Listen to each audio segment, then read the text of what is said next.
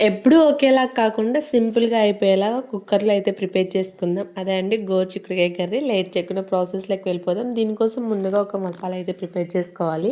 ఒక mixie jar తీసుకొని వేయించి పెట్టుకున్న పల్లీలు అండ్ ఎల్లుల్లిపాయలు, ఉప్పు, పసుపు, కారం వేసుకొని ఎండు కొబ్బరి కూడా వేసుకోవాలి. ఇక్కడ నా దగ్గర లేదు. మిక్సీ పట్టుకొని మెత్తగా పక్కన పెట్టేయాలి. స్టవ్ ఆన్ చేసి కుక్కర్ పెట్టేసి ఆయిల్ వేసేసి ఆవాలు, జీలకర్ర, తర్వాత ఎండుమిర్చి సన్నగా కట్ చేసి పెట్టుకున్న ఆనియన్, తర్వాత కరివేపాకు కూడా వేసేసుకొని ఒక 2 మినిట్స్ పాటు బాగా మగ్గిన తర్వాత సన్నగా కట్ చేసి పెట్టుకున్న టొమాటో కూడా వేసేసుకోవాలి.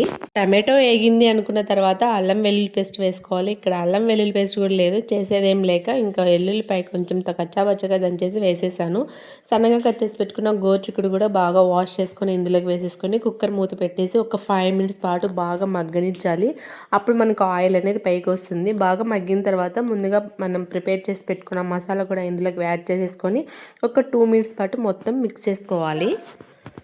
మిక్స్ చేసుకున్న తర్వాత తగినంత వాటర్ వేసుకోవాలి. మనకి గట్టిగా కావాలంటే కొంచెమే వేసుకోవాలి వాటర్. నేను ఇక్కడ కర్రీ కొంచెం ముద్దగా చేస్తున్నా అండ్ చపాతీ అండ్ రైస్లోకి రెండు సరిపోయేలాగా చేస్తున్నాను అనమాట.